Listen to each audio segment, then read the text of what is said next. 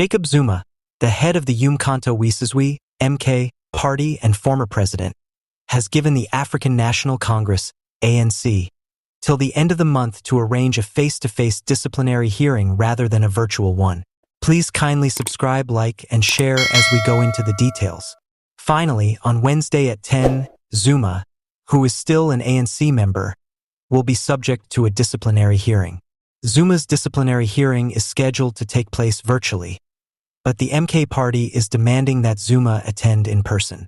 If it doesn't work, he will want an immediate court order to stop the proceedings. Zuma's in-person appearance was requested in a letter sent by the MK party to the ANC Disciplinary Committee, according to spokeswoman Duduzile. The request by President Zuma's attorneys that the hearing be held in person and at a physical location, as previously agreed upon by the parties in accordance with the relevant sections of the ANC Constitution, has not yet received a response from the ANC Disciplinary Committee. We should also keep in mind that the same DC representatives had earlier verified President Zuma's presence at Lutuli House for the Kangaroo Court to be attended in person. However, they abruptly decided on a whim to postpone the in-person hearing in the midst of the pre-election atmosphere due to alleged false security concerns raised by the ANC of Ramaphosa to be held at the location they chose. According to Duduzile, Duduzile said that in accordance with ANC Constitution Rule 25, Zuma has the right, if he so desires, to have any other ANC member represent him. In this sense, and in accordance with these requirements, Commander of uMkhonto weSizwe Comrade Tony Yengeni, a longtime veteran of the fight and a former member of the ANC NEC, would represent President Zuma. As an experienced commander of uMkhonto weSizwe, President Zuma feels that Commander Tony Yengeni is well suited to defend him in the Kangaroo Court that the sellout ANC of Ramaphosa, Steenhuisen, and Greenwald organized against him, Duduzile said.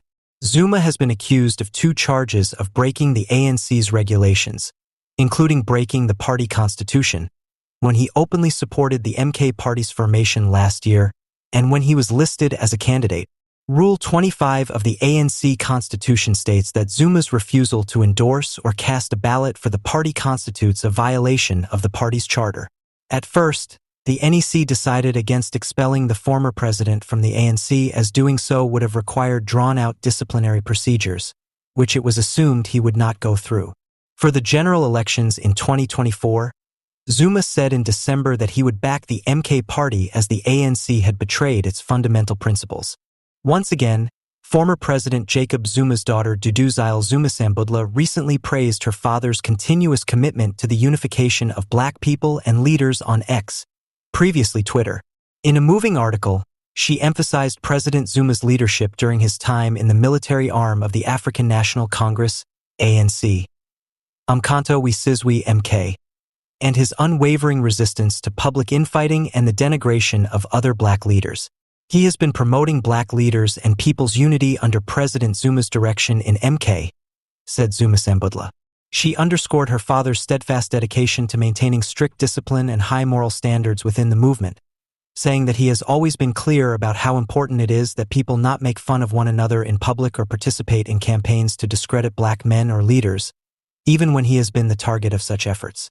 This message of black leaders' support and togetherness is particularly meaningful given how often polarizing South African politics can be. Zuma's focus on moral integrity and strict discipline resonates with those who remember his time in MK, when he was instrumental in the fight against apartheid. His daughter claims that his leadership approach was characterized by encouraging togetherness and respect among co-workers, a value that still permeates his political rhetoric. One controversial statement in Zuma-Sambudla's tweet was, "We will only commemorate the demise of Big Nose because he believes he is white."